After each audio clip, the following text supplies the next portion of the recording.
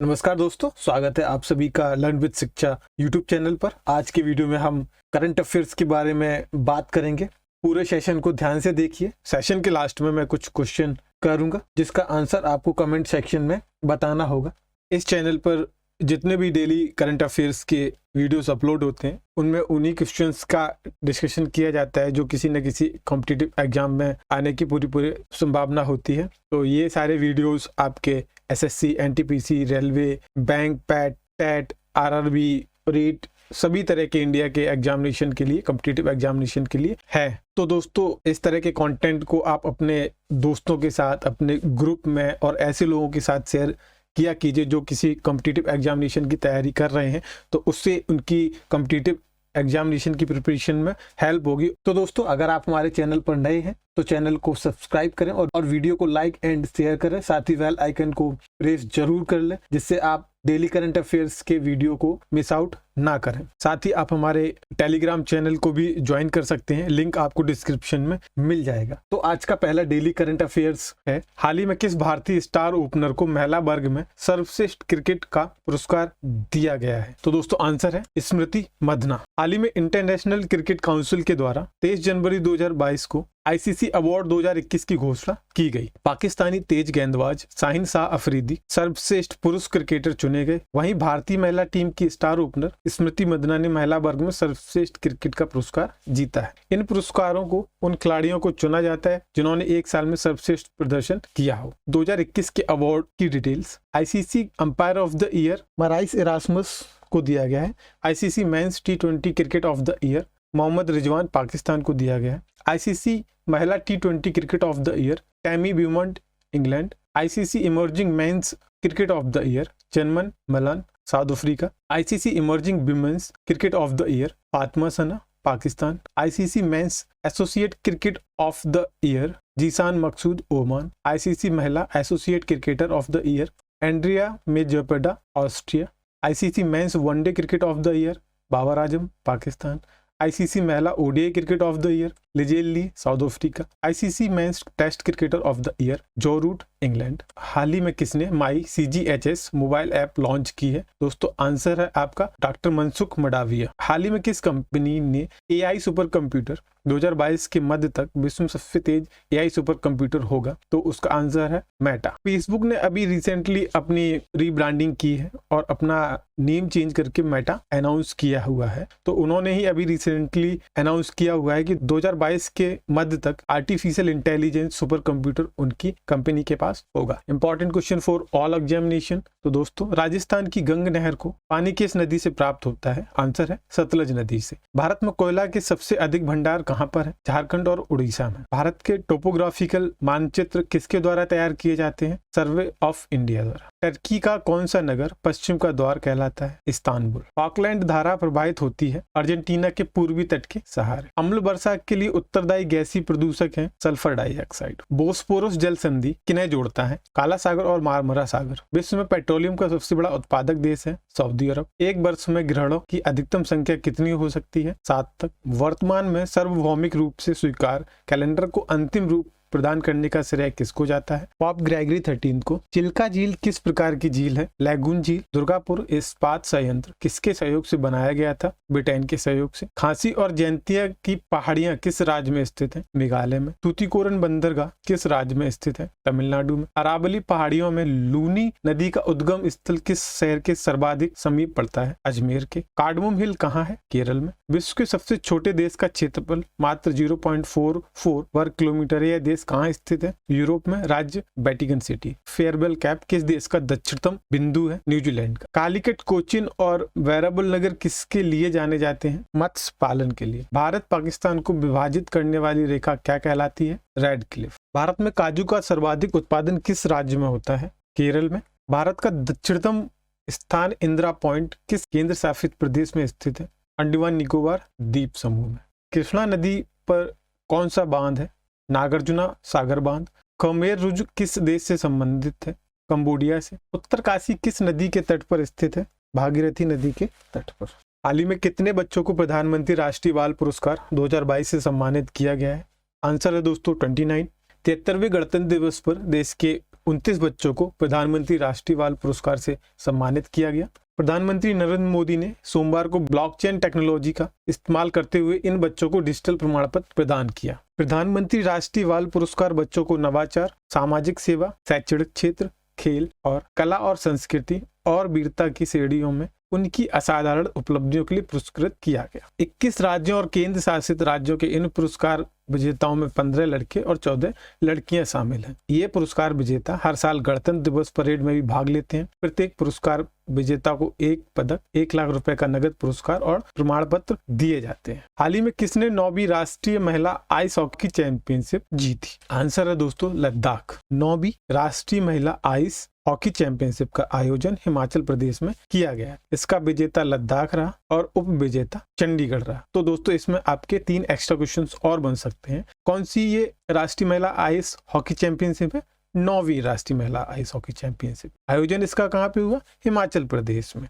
इसका विजेता कौन था? लद्दाख। और उप विजेता कौन है? चंडीगढ़। तो दोस्तों कमेंट सेक्शन में बताइए, अभी चंडीगढ़ से रिसेंटली एक महिला बहुत ही चर्चा में रही है। अगर आप लोगों को पता हो तो कमेंट सेक्शन में जरूर बताइए। जनरल साइंस से रिलेटेड कुछ क्वेश्चंस हैं। ब्लड कैंसर को आमतौर पर किस नाम से जाना जाता है? ल्यूकेमिया के नाम से। ल्यूकेमिया के नाम से। कैंसर के उपचार में किसका प्रयोग किया जाता है? कीमोथेरेपी का। मलेरिया परजीवी की कौन सी अवस्था संक्रामक है? स्पोरोजॉइट। प्रोटीन ऊर्जा कुपोषण का परिणाम है?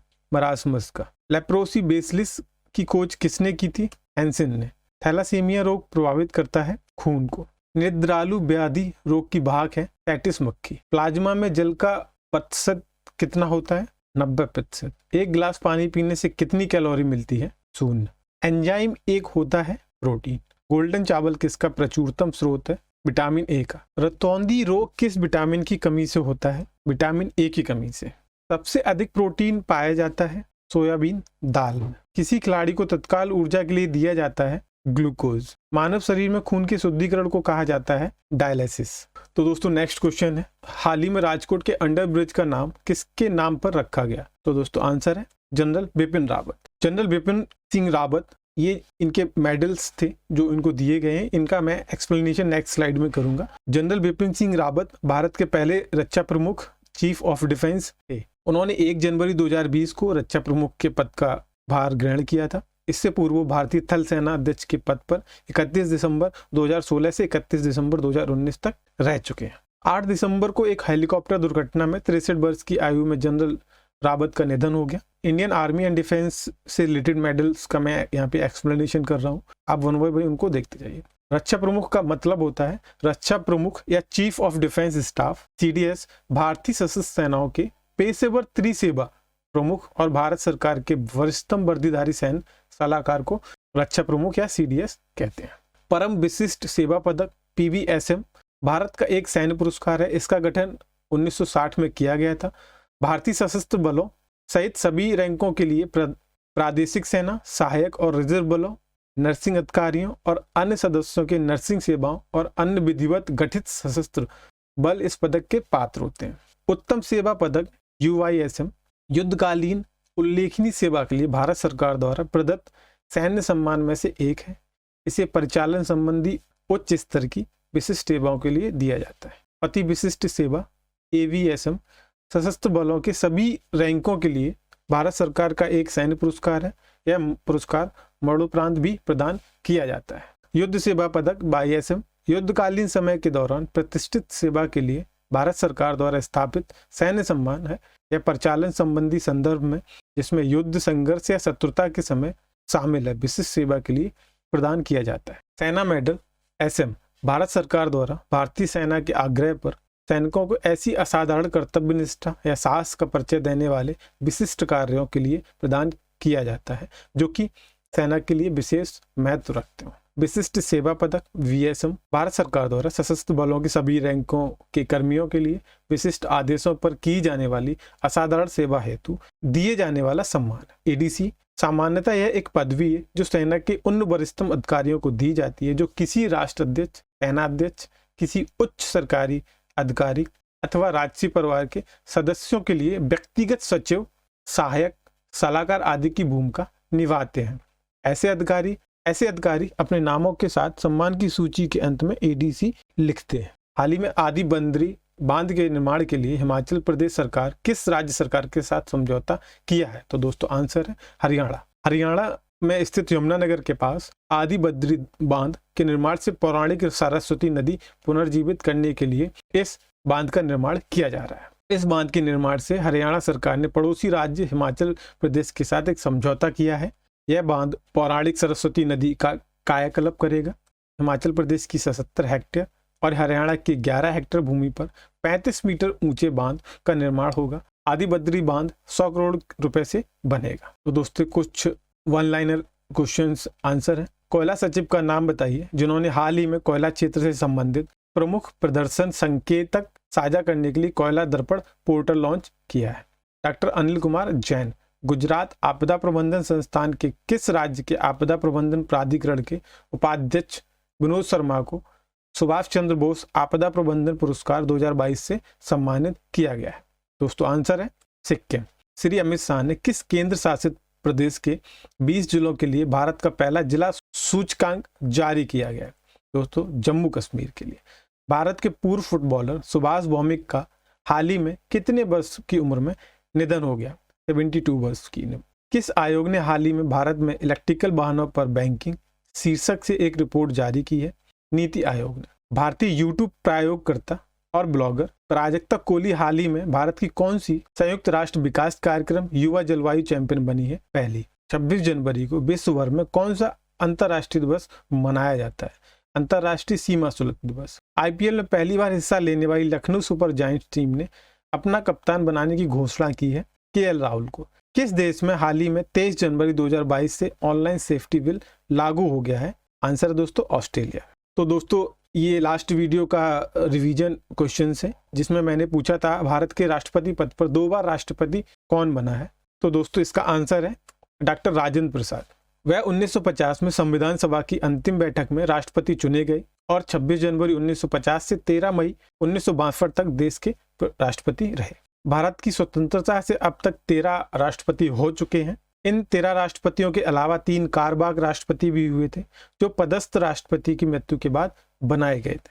2 राष्ट्रपति जाकिर हुसैन और फखरुद्दीन अली अहमद जिनकी पदस्थ रहते हुए मृत्यु हुई थी। तो दोस्तों आज का करंट अफेयर क्विज है, फूलों की घाटी किस राज्य में स्थित है?